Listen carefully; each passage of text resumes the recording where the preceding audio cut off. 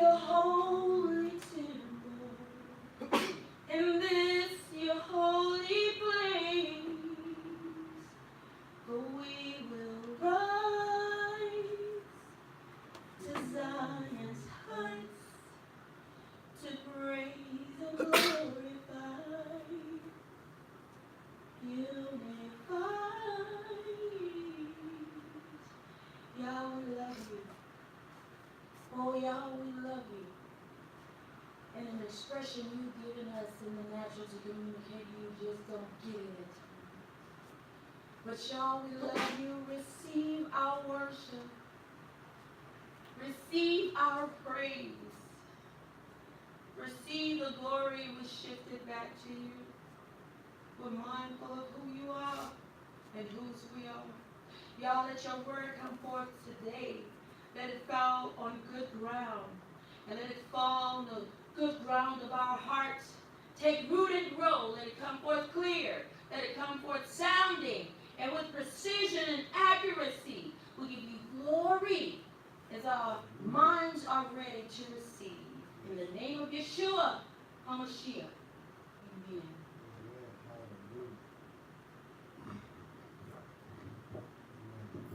Hallelujah. Praise you, Father. We just glorify you. We thank you for being our strength. Thank you for being our salvation. Hallelujah.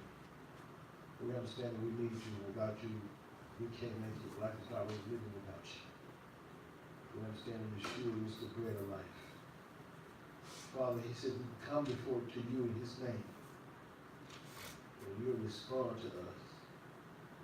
We come before you today in authority in the name of Yeshua HaMashiach. We pray for your forgiveness. We pray for your guidance. We pray that you teach us and lead us by your HaKodesh. That you open the scriptures up to us and allow my sister to teach your word. You speak through me and help us to be convicted by the Ruach HaKodesh. We led and guided to our truth, for we trust in you, trust in your word. Help us to have a clear understanding of what to trust in you means. Just praise you for being good to us. Oh, hallelujah. We deny our own selves. We pray, let not us and let not our flesh, our carnal mind say, get glory, but you get all the glory. You are our strength. You are our redeemer. You are our salvation. You are our everything. You are our all in all. We just praise you and thank you. In Yeshua's name. Amen. Hallelujah. Our God is good. Amen. Amen? Amen. Amen. Y'all not very quiet. He's our strength. He's our refuge. I want to talk today about trust. About having trust in the Most High. Many people have the wrong understanding of what trusting Him means. Many people think it's to get something. But your trust requires you to move out of your obedience toward Him. We have trust to His word. You know, we can't just speak something in our mind and say, well, I believe God, I'm going to have it, when it's not a part of His will. For the word says, how does trust come? How does faith come? It comes by hearing. Hearing with the intentions to obey. It comes by hearing, and hearing what? To obey what? The word. The word of who? Of Yah, the word of the Most High. So our trust comes by hearing, and hearing by His word. And what is His word that the Apostle Shaul Paul was talking about? He was talking about the Torah, the scriptures. Faith comes by hearing, and hearing by His word. Amen? So we're going to turn to the book of James. Some of you all, the Bible says Yaakov, if you have the Queen Jewish Bible, because his name was Yaakov. His name was actually Jacob. They just changed his name to James to name this book of the Bible after King James. But his actual name was Yaakov. Amen? Chapter number 2. We're going to talk about just walking in our trust, walking in our obedience to Mashiach. So the book of James, chapter 2, verse 1 says this: My brothers, practice the faith of our Lord Yeshua, the glorious Messiah, without showing favoritism. Suppose a man comes into your synagogue wearing gold rings and fancy clothes, and also a poor man comes in dressed in rags, if you show more respect to the man wearing the fancy clothes and say to him, have this good seat here, while to the poor man you say, you, stand over there, or sit down on the floor by my feet, then aren't you creating distinctions among yourselves? And haven't you made yourselves into judges with evil motives? Listen, my dear brothers, hasn't God chosen the poor of the world to be rich in faith and to receive the kingdom which he promised to those who love him? But you despise the poor. Aren't the rich ones who oppress you and drag you in, aren't the ones who oppress you and drag you into court? Aren't they the ones who insult the good name of him to whom you belong? If you truly attain the goal of the kingdom, if you truly obtain the goal of the kingdom Torah in conformity with the passage that says, love your neighbor as yourself, you are doing well. But if you show favoritism, your actions constitute sin, since you are convicted under the Torah as a transgressor. For a person who keeps the whole Torah, yet stumbles at one point, has become guilty of breaking them all. For the one who said, don't commit adultery, also said, don't murder. Now, if you don't commit adultery but do murder, you have become a transgressor of the Torah. So keep speaking and acting like people who will be judged by a Torah, which gives freedom. For judgment will be without mercy toward one who doesn't show mercy, but mercy wins over judgment. We push pause.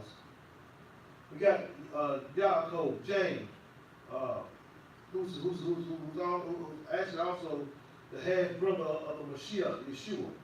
And he's talking about faith. He's talking about our motives. So he says, if a rich man comes in and he has gold rings on, and you say to him, hey, you, sit on there in the good seat. But if you have an individual who comes in with rags on, and who a poor man, and you say, hey, you, well, sit on the floor. Sit down over here or sit down over there. He said, then aren't you creating distinctions among yourselves? And haven't you made yourself into judges with evil motive? One thing that you have to understand, to have trust, to have the faith of the Messiah, you can't show favoritism. You don't make a difference between people based on their financial situation, based on how they look, based on what they have. But you want to love all men as commanded by the Most High in the Torah. Yeshua loved all men. Whether you was a rich man or a poor man, whether you was a female or a male, he loved every individual and did not show favoritism. Because he understood the Torah told us to love our neighbor as ourselves. Remember him one day standing and the man come to him and ask him the greatest command? He tells them you want to love the Lord your God with all your heart, with all your being, with all your resources. And the second one is to love your neighbor as yourself. And then he says, on this hangs all of the Torah and the prophets. Remember him saying that? So the next one, who is my neighbor? Then he gives a parable about the three men, the Levite, the priest, and the Samaritan. And in those days, the Samaritan is not as we would think of one today, because today we have the Good Samaritan, we have a Samaritan purse, and so in today's time, when we speak about Samaritans, we think of somebody being good. But in those days, in Yeshua's days, a Samaritan, those of Judah did not get along with the Samaritans. They called them half-breeds. They referred to them as dogs. So that was so if you was of Judah, you didn't consider a Samaritan to be on your level. Well, he wasn't on your level. So he gives a parable of the priest, the Levite, and the Samaritan, and how the Levite saw a man who had been walking and jumped on by robbers and beat up and left for dead after they robbed him. It shows the priest going to one side. He kept on passing the man that was laying down. Shows the Levite going to one side, looking at the man and passing the man that lay down. And these were Hebrews, the priest and Levite, those who supposedly had the law of Moses. Then you have a Samaritan who was considered by the Jews to be less than.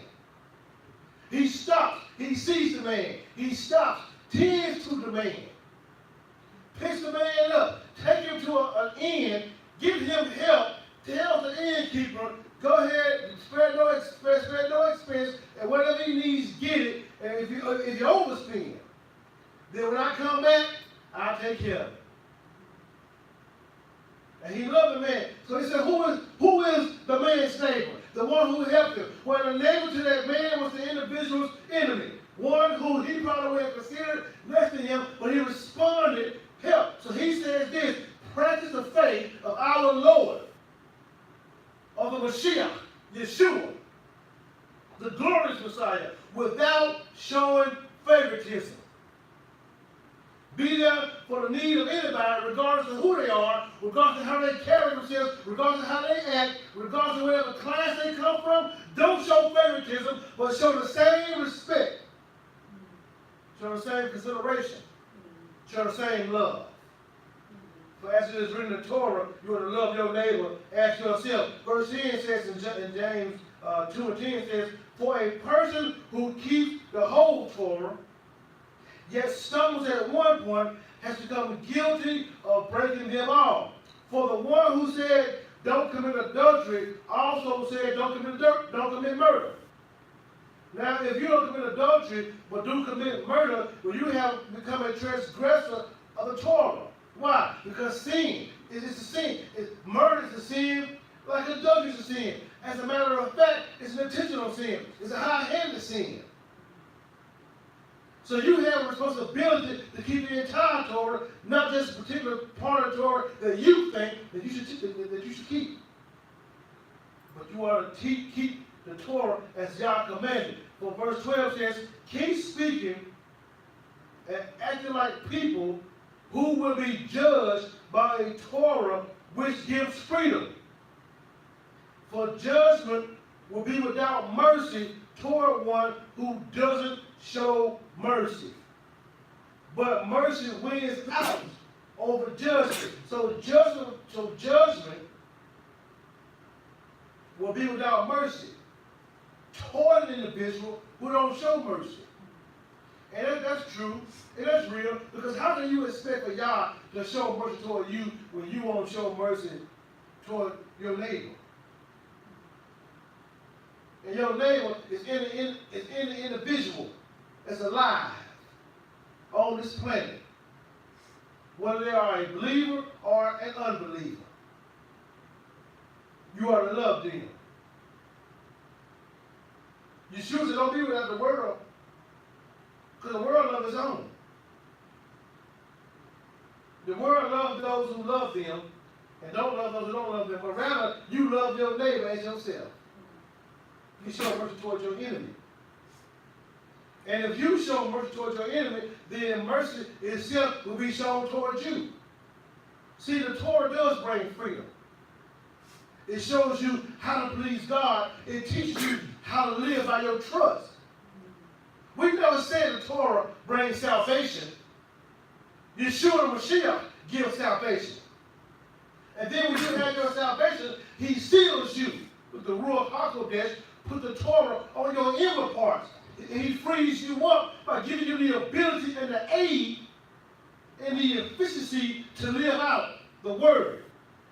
And he'll show you how to have mercy, how to love, how to be like you're supposed to be. Listen, Verse 14 says this. What good is it, my brothers, if someone claims to have faith? There it is. What's that, woo? There it is. How? If someone claims to have faith, but shows no actions to prove it. If someone claims, it says, what good is it, my brother, if someone claims to have faith, but shows no action or has no actions to prove it? Is such faith able to save him? Suppose a brother or a sister is without clothes and daily food, and someone says to him, Shalom, keep warm and eat hearty, without giving him what he needs. What good does it do? Does faith by itself accompanied by action, does faith by itself unaccompanied by actions is dead? You cannot have faith in the Most High without doing something. It's bigger than what you say. It's all about how you live. James gives you an example. If someone comes to you and says, you know what, hey, I'm hungry, you got to do more than say shalom. Eat good and hearty. But if he's hungry, then you have a responsibility because you love the Father. You show your faith, your trust in loving the Father by giving that individual something to eat. You respond. So faith is not just something that you have in your mind. It's not just a thought process. But it's you actually doing something to show your faith. And if you love somebody, you don't love by googly eyes. You don't love by ooh, I love you. With hearts on your eyeballs and hearts coming up from behind your head, flooding the air. But you respond to them by whatever need they have, you help them. If they tell you I'm hungry, you don't sit here and say, you know what? Shalom, peace unto you, prosperity you know, go eat. Eat hard. If they could eat, they would come tell you they're hungry. If they could do it by themselves, they wouldn't come to you saying, I'm hungry. Because they won't need you. Evidently, they can't feed themselves. They can't provide for themselves. They can't help themselves. So they come to you, dear brother, for you to help them. And if you don't respond out of the command to love, then you show no faith. You actually show a lack of faith. Because it's more than a mindset. It's an action. We got to get past the Greek mindset, the Western perspective of thinking that everything is just out of words, but a Hebrew mindset is a concrete mindset that does what it says. So James says that faith without works is dead. Does faith by itself unaccompanied by actions is dead. But someone will say that someone will say that you have faith and I have actions. Well, show me this faith of yours without actions. And I'll show you my faith by my actions. You believe that God is one. Good for you. The demons believe it too. The thoughts make them shudder with fear. But foolish fellow, do you want to be shown that such faith apart from actions is barren? Wasn't Abraham Avinu declared righteous because of actions when he offered up his son Isaac on the altar? You see that his faith worked with his actions. By the actions, the faith was made complete, and the passage of Tanakh was fulfilled, which says Abraham had faith in God. and it was accredited to his account as righteousness. He was even called God's friend. Usually that a person is declared righteous because of actions and not because of faith alone. So he said, show me your faith by your works. You say you believe God don't mean nothing. Demons believe too, and they tremble. The thought of that makes them shudder with fear. They believe in God. So you believing in God don't amount to a hill of beans if you don't do anything behind your belief. You got to do more than just believe in God. But you got to obey God. Do what God says. Then he gives us a perfect example of our father Abraham. Abraham Avinu. He was declared righteous because of the actions when he offered up his son Isaac on the altar. Oh, let's talk about that thing then. Well, if you look at the situation, here go Abraham, 99 years old. Yah comes to him. Pronounce his name to him as being El Shaddai. Then he tells him how he's going to bless him, what he's going to do for him, how he's going to move in his life. Will have many descendants. Right? He tells them these things. Abraham father said, oh, that Ishmael may find favor in your sight. It gets deep. The Most High says, no. For out of Sarah shall the seed come. Then he begins to talk about kings coming up out of Sarah. Tell Abraham he's going to have a son. They're going to name him Isaac. Abraham believed the Most High. He believes the Most High. So he goes to his wife. He goes to his wife. He gets his own mindset. He's no longer considering her being barren. He no longer considers his body being dead. He don't understand how to get God's promise through unbelief, but he's strong in his trust. He's fully persuaded that what the Most High had promised, he was able to do. So they have a son. They have a son named Isaac. Yishak, which means laughter. Now here it is, time has passed. The Most High calls Abraham and tells him he wants his son. I want Isaac. Abraham moves. They gathered up some wood for the sacrifice. He got his knife all sharpened. He got his animals ready to go ahead and travel. He gets up there. He tells his men that's with him. He says, me and the lad, we will be back. He don't say that with the mindset of saying that the Most High going to change his mind. No.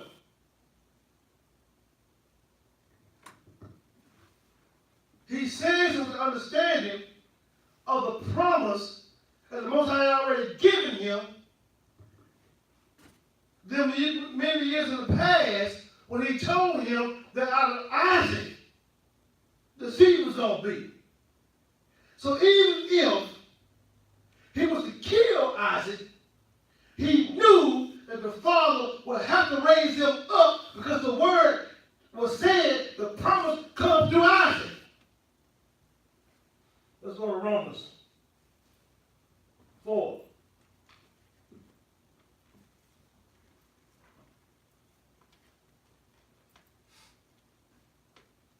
Abraham responded to the Most High based on the word that the Most High gave him.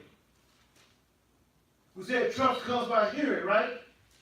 Mm-hmm. Hearing by what? The word. Whenever God speaks, it's his word. His word is truth. Mm-hmm. Amen? Mm-hmm. Hallelujah.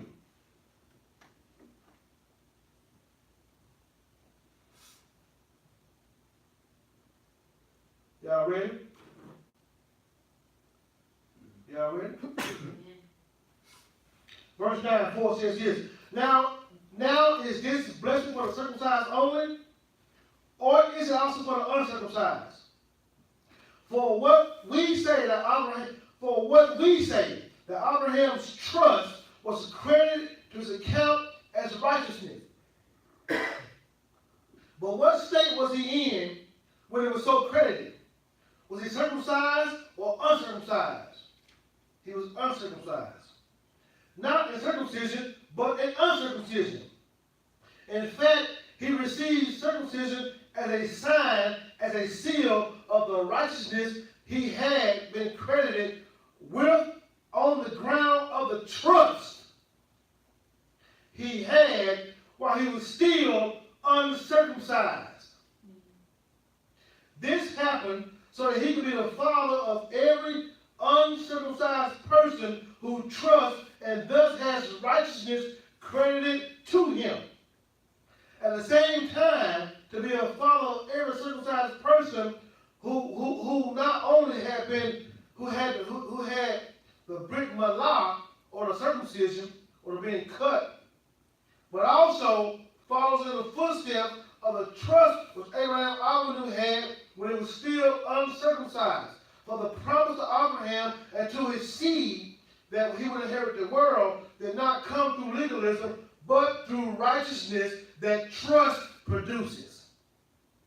For if the heirs are produced by legalism, then the trust is pointless and the promise worthless. So the promise is not produced by legalism.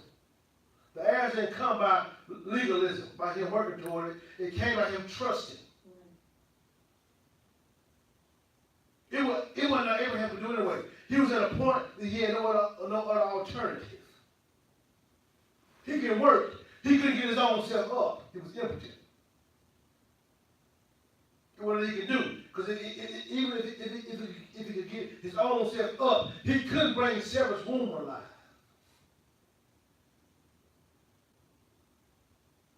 But he had to solely rely upon the word that was given to him, based on the Father telling him these things. For if it was produced by legalism, then the trust is pointless and the promise worthless. For what law brings is punishment, but where there is no law, there is no violation. The reason the promise is based on trusting is so that it may come as Yah's free gift. A promise that can be relied on by all the seed, not only those who live within the framework of the Torah, but also those with the kind of trust Abraham had. Abraham also knew for us all. This accords with the Tanakh, where it says, I have appointed you to be a father to many nations. Abraham is our father in God's sight, because he trusted God as the one who gives life to the dead and calls non-existent things into existence. So it says what? He trusted. He trusted, right? It said Abraham is our father in God's sight. Why? Because he trusted God as the one who gives life to the dead and calls non-existent things into existence. For he was past hope, yet in hope he trusted that he would indeed become a father to many nations in keeping with what he had been told. And he became a father to many nations in doing what? In keeping to what he had been told. He was told something. And he was told something from someone. Who was the someone? The Most High. El Shaddai. Yah, Yahuwah, Yahweh, Yahweh. How do you want to pronounce it? The U, the Hey, the Vav, and the Hey. What was he told? He was told he was going to have a son. What was going to be the son's name? The son's name was going to be called Isaac. And even if he didn't give the son's name, the promise also is going to come through Sarah. Well, Sarah only produced one son. So one of the names was Sarah not. The woman had the son name was Isaac, and the promise had to come through the son the woman Sarah had, not the woman Hagar had. The son that Sarah had, not the son that Hagar had. Amen? So he was told. So many will your seed be, his trust did not waver. Listen. His trust did not waver when he considered his own body, which was good as dead, since he was about 100 years old, or when he considered Sarah's womb dead, true too. He did not, by lack of trust, decide against God's promises. No, he didn't. He considered his own body. He saw himself. He understood it was ugly. He saw Sarah. He understood the situation. He didn't even consider that. He did not decide against God's promises because of the circumstances, because of how it looked. But his trust overrode how he saw what things looked like, but his trust was relied upon the word of something that he was told. What the way he looked at it? It was something he was told. Hallelujah. You can't go on what you see. You can't go on how you feel. You got to go on trusting the word. You got to get past what it looks like. You have to get past the storms that's in your life. Even Peter on the boat. And there was a storm going along. And he understood it was a storm, but he was told something from the Messiah. It was you that bid me to come. And the Messiah said, come. Right? And in spite of the storm, in spite of how the waters was going, how hard the rain was falling, even if it was thunder and lightning, regardless of what was going on, he heard the word from Jesus say, come. And he stepped out on his trust. And as he was walking on the water, something which today is impossible to do on your own, he began to look at the storms.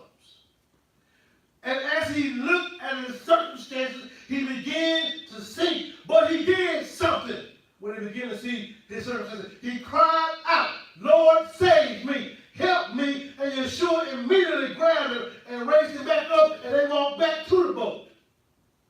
And I believe that Peter stepped out on the trust, on the word that the Messiah had given him. And we should have the same understanding that when he speaks to us, we step out and don't look at the storm, the lack of people, the lack of money, how tough it is, how things are not working in your home, how the bills are piling up. Don't look at that, but you look on the word that the Most High has given you, regardless of the circumstances. Because one thing about it is this right here. His word don't fail. No, he don't tell no lies. He said, I am not a man that I should lie. I am not a human being that I should change my mind. He means what he says from the beginning. There's no need for him to tell a lie. He's Yah. He's the Most High. He knows all things. Did y'all understand what I'm telling y'all? Hallelujah. So it's a trust with an action. It's not just something you just believe in. As James said in James 2, demons believe and tremble. They shudder. Woo! At the thought. They shudder with fear. The thought of the Most High. They shudder at the fear. The demons too. Well, it's got to be. It's got to be an action behind the thing. He said, "Oh, foolish fellow. Do you want to believe that such faith apart from action is barren? Wasn't Abraham Avenue declared righteous because of actions when he offered the son? You said on the altar. You see that his faith worked with him by what? Actions. And by the actions, the faith, the trust that he had was made complete. And the passage of Tanakh was fulfilled, which says, oh, well, here it is again. Abraham had faith in Yah, and it was accredited to his account for righteousness. Even, listen, he was even called Yah's friend. I would be called a friend of the Most High than an enemy. Watch out. You see that a person is declared righteous because of actions and not faith alone. Listen. Likewise, wasn't Rahab, the prostitute, declared righteous because of actions when she welcomed the messengers and sent them out by another route? Indeed, just as the body without a spirit is dead, so too faith without actions is dead. Rahab, Israel, the Hebrews, all 12 tribes, get ready to go to the promised land, and over there they're going to take over Jericho. The spies go up in Jericho, they go to Rahab's house. She understood who they were, told them about their reputation. And she wanted her family and her life to be spared. Now this was a Gentile woman. Y'all better pay attention to this. Who y'all spared also, and they became part of Israel because they was nothing in. Because guess what? When Israel took over Jericho, they were still there allowed to live there.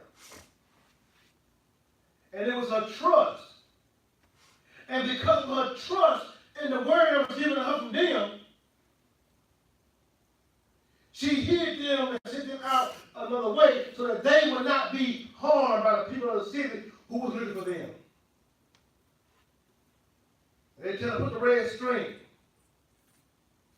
in the window. And we'll see that. Everybody see that red string. We ain't going to even harm this house. It ain't against up y'all. And they walk around the camp, the whole city of Jericho for 7 days. They shout. But on the 7th day, they shouted. Shout, shout, super shout. They super duper shouted. The walls fell. Her and her family was spared. She put her string down. She only had to rely upon the word that was given to her. She didn't know them men well. She responded out of obedience by saying, you know what? I'm going to let y'all hide for a minute and let y'all go out another way so they won't harm you. She knows men well. They could have told her a lie, but she believed what they said. Put the string out the window. Isn't that what it said? Said, likewise, Rahab the prostitute was declared righteous because of the actions when she welcomed the messengers and sent them out by another route. Huh? That's what he said. He asked a question. Then he said, indeed, just as the body without the spirit is dead, so faith without works or without action is dead. Now listen to this. Hear me real well. You need to understand the condition and the situation and what was going on. This was going to be a holy war. Israel was going to come take over. Jericho was going to belong to them. She responded to save her and her family by welcoming messengers or people who she didn't know, only who she had heard of. But she knew that she wanted to live, so she did something to show that. in response to allowing their lives to be spared, because she could have given them over to the people of that city. She could have refused to show them any kind of refuge. But instead, she responded by sending them out another way. And her life was spared also. So if you want to believe God, you got to believe His word. It's not something you conjure up in your mind, but it's being obedient to what He says. We show from the beginning of this chapter when it says, suppose a man comes to you. James says, have the faith of the Messiah, Yeshua, and don't show favoritism. And then he responds by telling us to love our neighbor. They come to you and tell you that they're hungry, you are to feed them. Don't pat them on the back, say shalom and eat harder. Then he says, show me your faith without your work. Even our father Abraham, he had to have some actions. Saying you believe in the Most High don't amount to a hill of beans. Why? Because demons bleed and they shudder with fear. But they're still disobedient. Wow. A demon, a fallen angel, is still disobedient. They did not turn even though they shudder with fear. So your believing in the Most High don't mean don't amount up. It's your response, it's your action, it's your doing that shows that you believe, that you trust, that you have faith. So we have the example of our father Abraham. And you can't tell me Abraham's mind wasn't like yours. He was a human being like you are a human being. He had to believe like you had to believe. And you got to believe the same way. What do I mean? You can't be caught up on what it looks like. I understand that sometimes things come into our life and the adversary tries to make us feel overwhelmed because of what it looks like. But we still got to believe the Father in spite of it. James says, just like the spirit without the body is dead, so is your faith without your works. It means nothing. You want y'all to move in your life, you do what He said do. Don't be despondent. Don't be depressed. You be cast out, but you're not destroyed. You're persecuted, but you're not forsaken. You got to still believe. You got to know what your purpose is. Like Yeshua said when the Greek-speaking Jews came and talked to him. They go to Philip. Him and Philip and Andrew come to Yeshua and tell him they want to speak to you. Yeshua said, listen, unless a grain of wheat falls to the ground and dies, it abides alone. It's got to fall, it's got to be buried and planted in order to produce a harvest. I can't just stay up here. Now this is a Mashiach. He has the responsibility greater than Abraham. He said one greater than Abraham was here, sure enough. Because Abraham was alive. And Abraham had to give his son up. But he understood too the promise come through Isaac. But Yeshua had to give his own life up. And he really had to die. And he had to really trust the Father's plan. Because he had to go through some agony. So he said, my soul, my mind is in anguish. Is in torment. He said, should I say? Should I say because of how I feel? Father, remove this from me. Take this from me. He asked that question. Why? Because he understood how he was feeling. He knew how he felt. That's amazing. He knew the anguish and the turmoil and the strife that he had in his mind. But he understood more the will of the Father. And he understood he had to obey the Father and trust in the Father. Regardless of how it looked, even though he knew. So he said, so what should I say? Father, remove this, take this from me. He said, no. what he said. No. Yet I would say, Father, glorify your name, your reputation, who you are. And a voice spoke from heaven and said, I have glorified him, and I glorify it again. And we see, because hindsight is 20/20. And listen, we are the results of the Father glorifying his name. We are the results of Yeshua's faith. Because without him, whether you are a Hebrew, whether you are a Yahudim, whether you are a Gentile, without Yeshua HaMashiach, you will be doomed. You will be lost.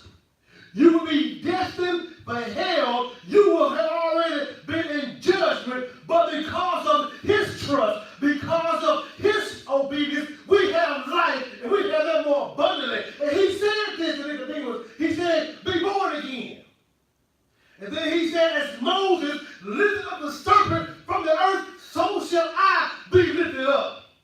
He said that then. If you trust in him, if you believe on him, then you'll have life. But if you don't believe on him, you're judged already. I believe on him. So through my believing in him, I'm going to be obedient to his word. The word says on the Shabbat.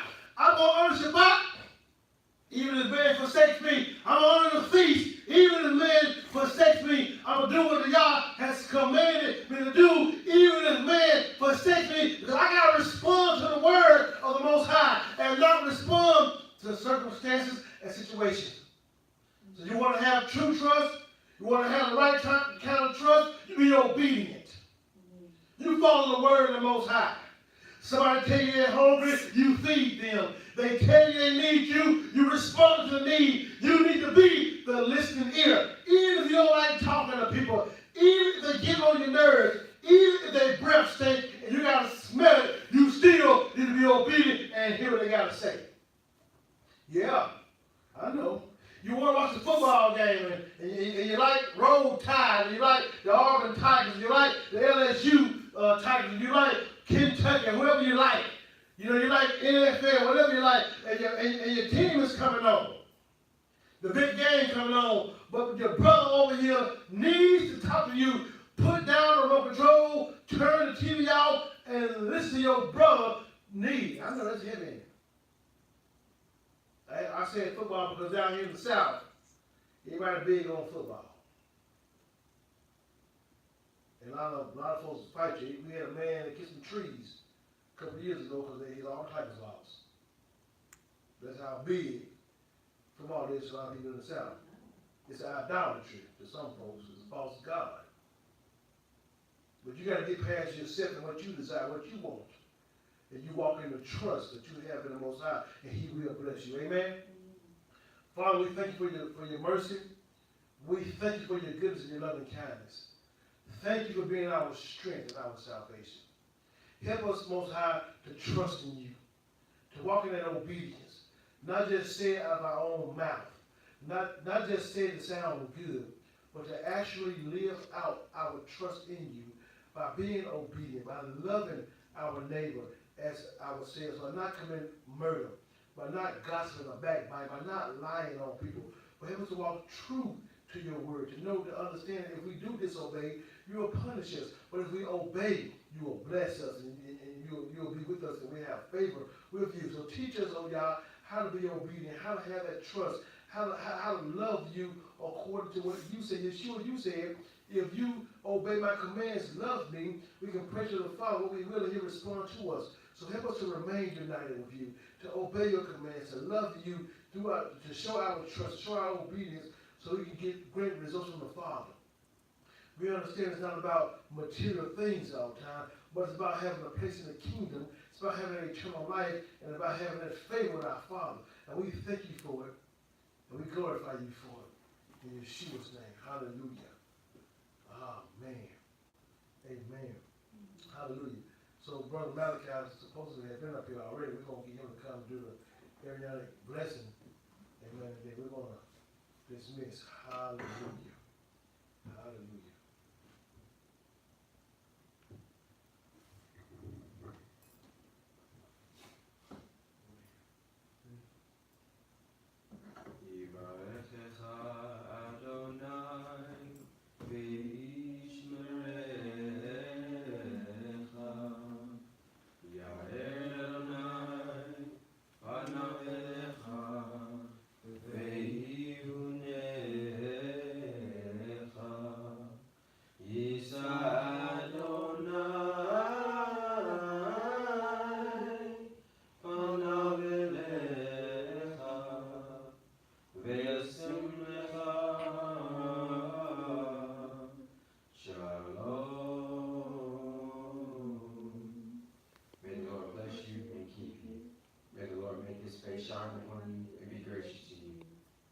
lift up his countenance upon you and give you